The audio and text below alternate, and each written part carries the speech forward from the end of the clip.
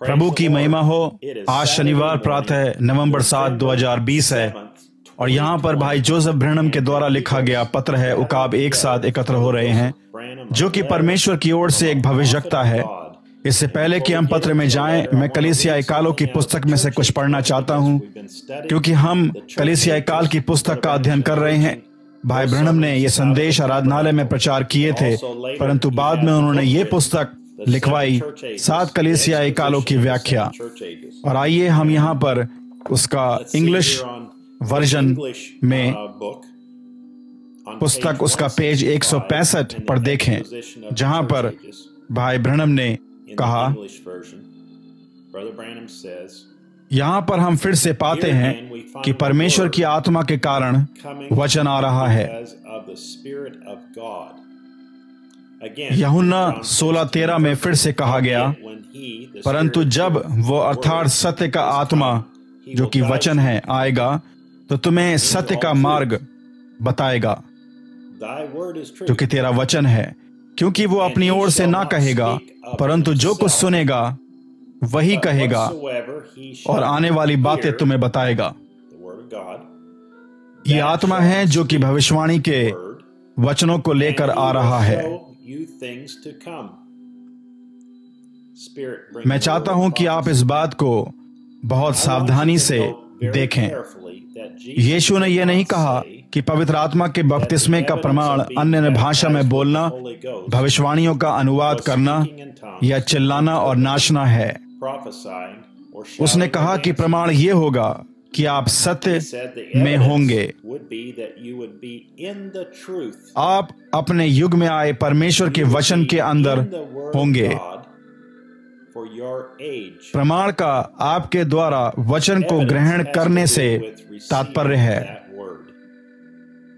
1 कुरिन्थियों 14:37 में लिखा है, यदि कोई मनुष्य अपने आप को भविष्यद्वक्ता या आत्मिक जन समझे, तो ये जान ले कि जो बातें मैं तुम्हें लिखता हूं वे प्रभु की आज्ञाएं हैं।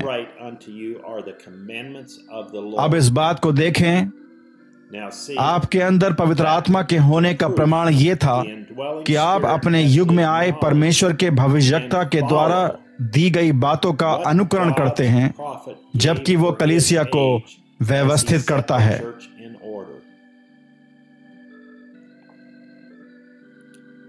वे व्यक्ति जो कि किसी दूसरे प्रकाशन का दावा कर रहे थे, पौलुस ने उनसे कहा 36वीं आयत में, क्या परमेश्वर का वचन तुम में से निकला या केवल तुम ही तक पहुंचा है? आत्मा से भरे हुए मसीह विश्वासी का प्रमाण यह नहीं है कि वो वचन अर्थात सत्य का उत्पादन करे, परंतु यह है कि वचन अर्थात सत्य को ग्रहण करे, उस पर विश्वास करे और उसकी माने।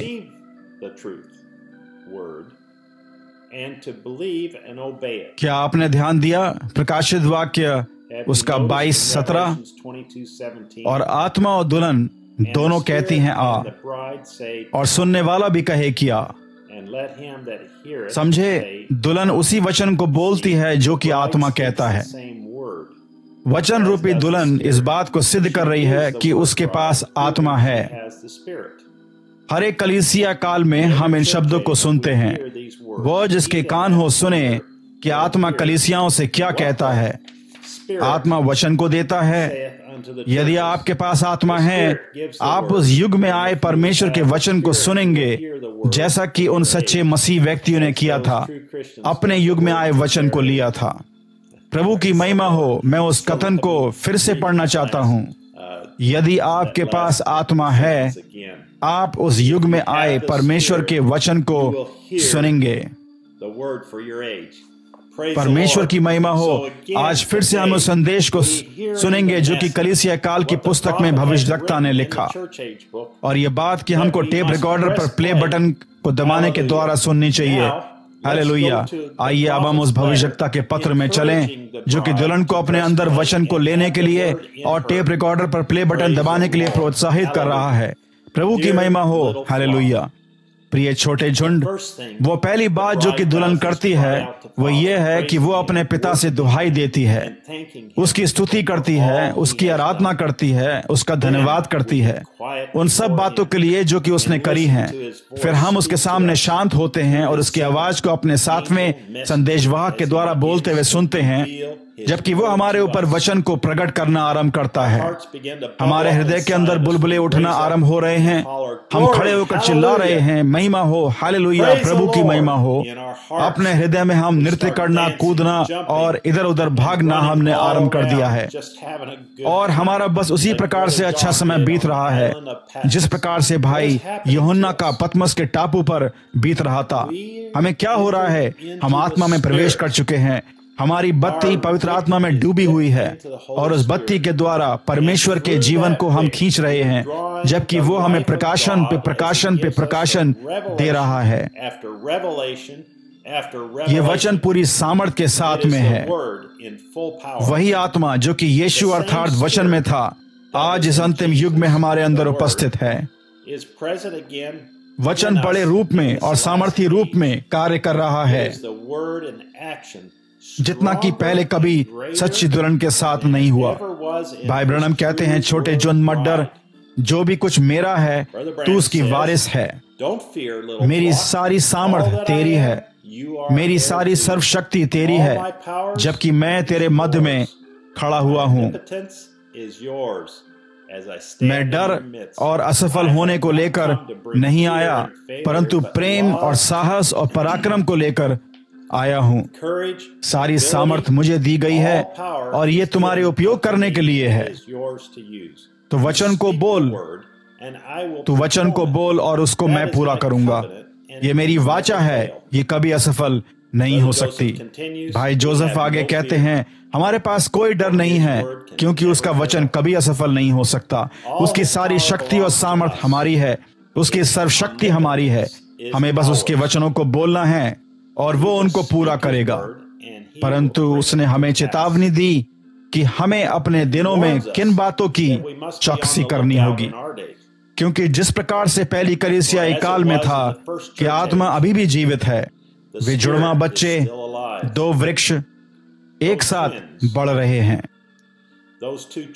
एक ही स्थान से भोजन प्राप्त कर रहे हैं, एक ही वर्षा से पी रहे हैं, एक ही सूर्य से लाभ उठा रहे हैं, परंतु उनका जन्म विभिन्न बीजों से हुआ है।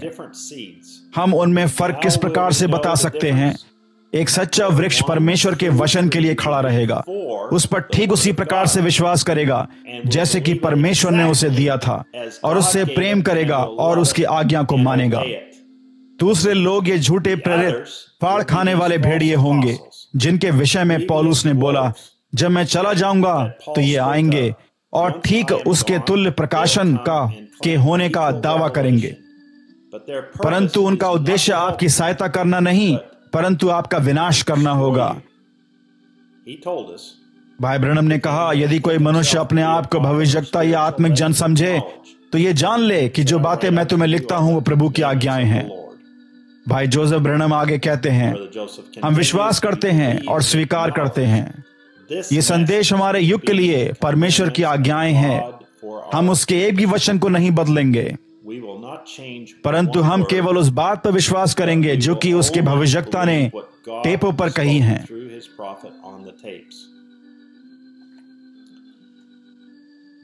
बहुत से झूठे भविष्यवक्ता प्रकट होंगे। आप देखिए और समझिए कि वह किस प्रकार से आपको ये बताते रहेंगे। यदि आप उनका विश्वास नहीं करेंगे तो वे जो कि वो कहते हैं तो आप भटक जाएंगे।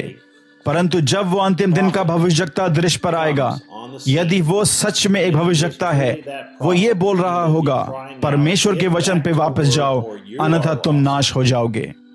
वो कोई निजी अनुवाद या किसी प्रकाशन को नहीं बनाएगा, परंतु उस वचन के ऊपर बनाना आरंभ करेगा। आमीन और आमीन। दुल्हन को वापस वचन पर जाना होगा, पहले प्रेम के पास जाना होगा, जो कि हमारे दिनों में आई टेप रिकॉर्डर पर परमेश्वर की आवाज है। ये दुल्हन को लिखा गया एक प्रेम पत्र है। यहोवा यूं कहता है। दुल्हन के लिए दोपहर 2 बजे जेफरसनविल समय के अनुसार क्या ही महिमा युक्त समय होगा, जबकि हम अपने दिन में आई परमेश्वर की आवाज को सुनने के द्वारा आत्मा में आएंगे, जो कि हमारे पास इफिसियों कलीसिया काल के प्रकाशन को लेकर आएगा, जिसका टेप नंबर है 601205। इस बात से यह पत्र समाप्त होता है। इफिसियों कलीसिया काल के संदेश को सुनने की तैयारी में ये वचन पढ़े जाएंगे। प्रेरितों के कार्य 20 उसका 27 से 30, प्रकाशित वाक्य 2 उसका 1 से 7।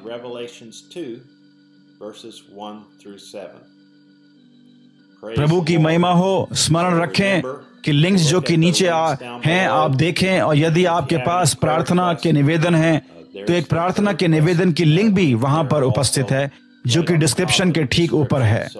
अतः परमेश्वर आपको आशीष दे, और अगले समय तक के लिए जब हम मिलते हैं तब तक के लिए शालोम। और होने पाए कि कल दोपहर 2 बजे जेफरसनविल समय के अनुसार हम फिर से मिलें। हम क्या करेंगे? हम सुनेंगे और आज्ञा को मानेंगे।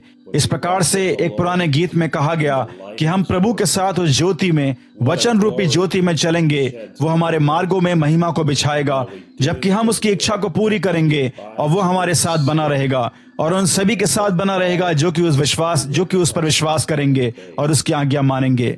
क्योंकि एक ही तरीका है कि आप विश्वास करें और आज्ञा माने। यीशु में आनंद प्राप्त करने का कोई और तरीका नहीं है, केवल यही है कि आप विश्वास करें और आज्ञा माने। प्रभु आपको आशीष दे।